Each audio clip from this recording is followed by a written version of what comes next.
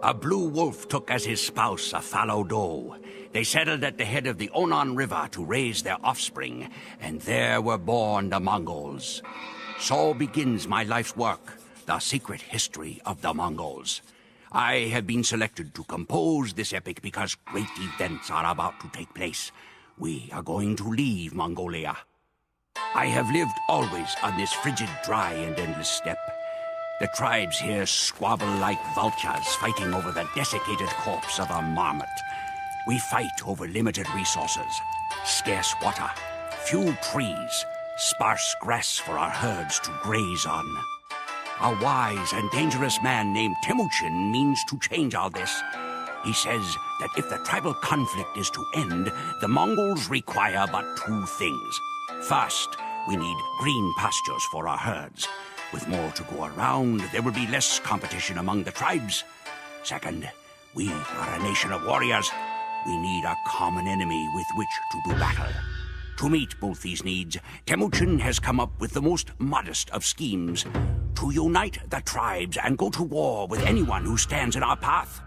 How, we ask him, how can nomadic horsemen in felt tents embark on a campaign of world conquest?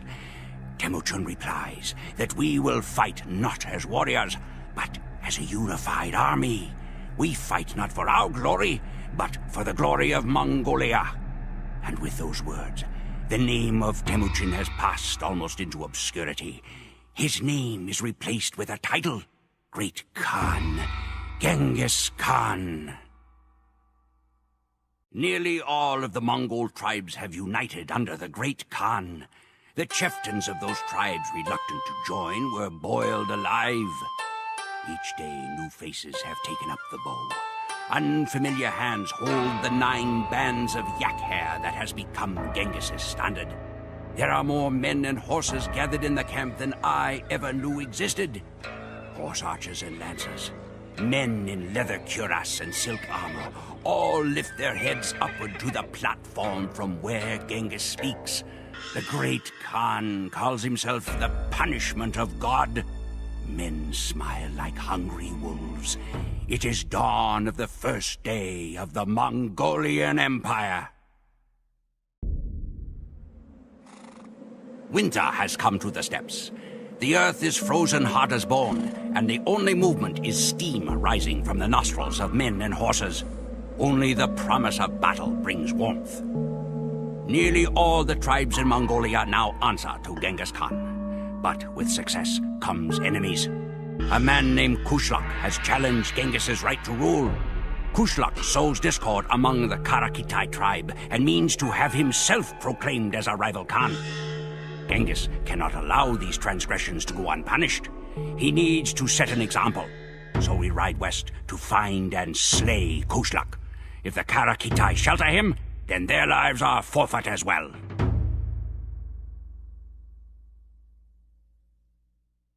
Genghis Khan knows that there are weapons aside from the lance and bow.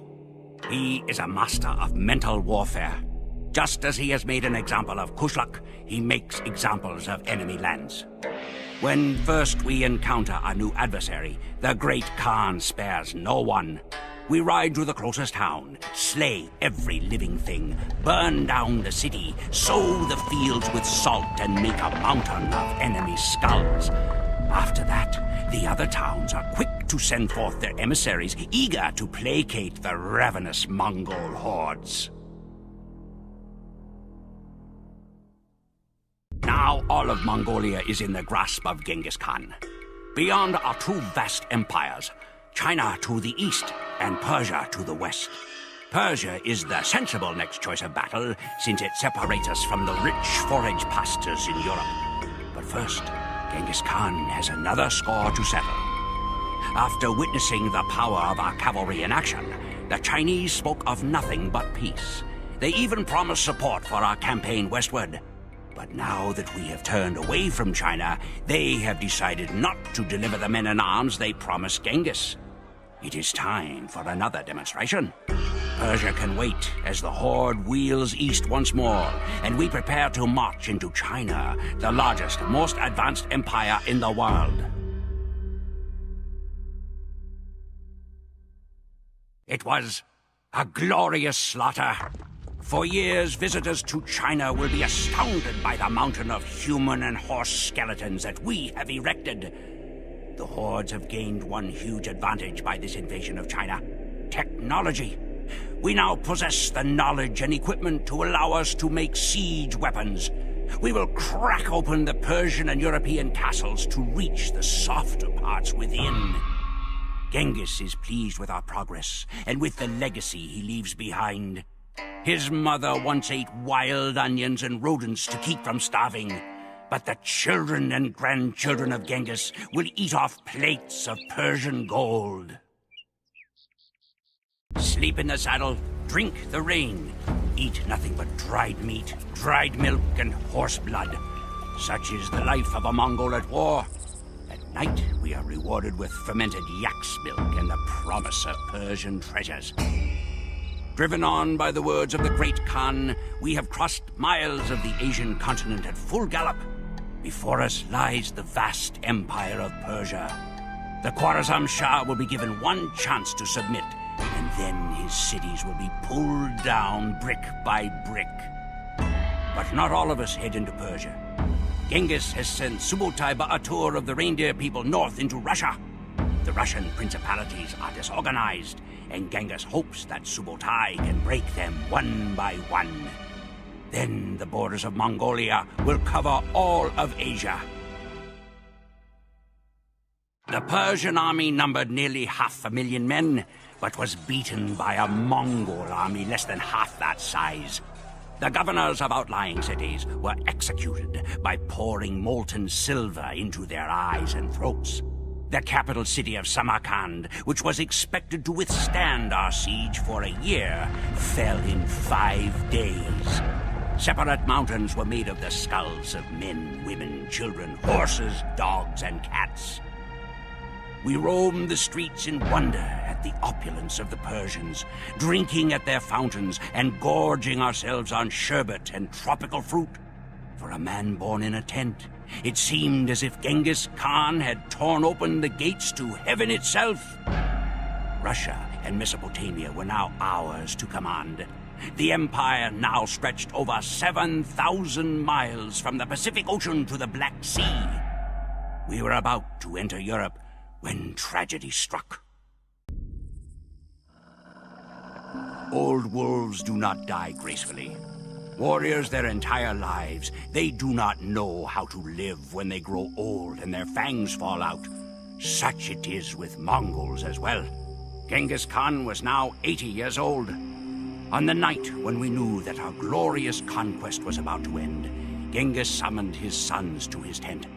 They found their father shivering before a fire, delirious with pain. "My descendants will wear gold," he said. "They will eat the finest meats and ride the finest horses, and forget to whom they owe it all. A deed is not glorious until it is finished." And he refused to die until Ogatai, his third son, promised to continue the war. Ogatai emerged from the tent, carrying his father's bow, and declared, "This storm is not yet finished. I still hear the sound of lightning, and it strikes in Poland." Church bells rang in Europe when they saw our horde pouring out of the mountains. The armies of Bohemia and Germany hastened to Poland's defense. To them, our army might have been from the underworld itself, still commanded by the shade of the great Khan. European knights fight as individuals, but Mongols fight as part of a united army. Laden down with armor, the Polish and Germans could not catch our quick-footed horses. Time and again we fired flaming arrows at them, then retreated out of range. When the enemy cavalry pursued, we would lead them into an ambush. The ambush was always announced by the Nakara, a huge drum carried into battle on a camel. 100 times has the Nakara sounded on this day. We were ordered to cut off an ear for every victim. 9 sacks of ears were sent back to Ogatai Khan.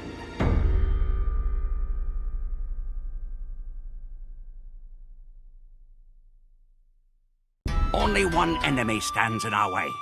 France and the nations beyond are beaten from decades of crusades.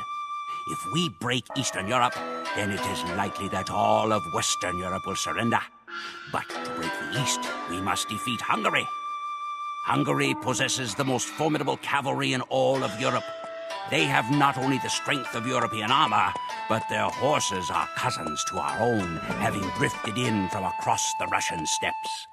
The Sazo River that separates us from the army of Hungary is frozen, so we will be unable to deploy boats. Instead, the battle will be won or lost over who controls the bridge. Subotai is coming with reinforcements.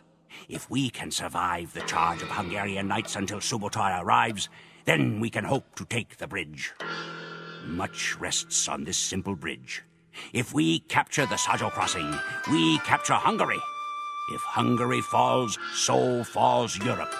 With Europe and Asia under Mongolian command, our conquest of the world will be complete and final.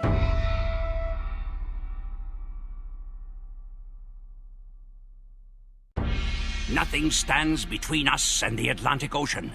The Mongol Empire comprises 2 whole continents. Europe and Asia belong to the hordes. Every place we entered has changed forever with our passing. Russia, once filled with quarreling city-states, much like ancient Mongolia, will forever be melded into a single gigantic nation. Genghis Khan forged the largest empire ever created in the life of one man. His body was carried back to the River Onon, where the legendary Blue Wolf and Fallow Doe once lived. He was buried in the ground, and 1,000 horsemen rode over the site to disguise it. Genghis Khan's final resting place was devoured by the steppes. My people cherish the legend that their great ruler will one day return to lead his horsemen to another bloody victory.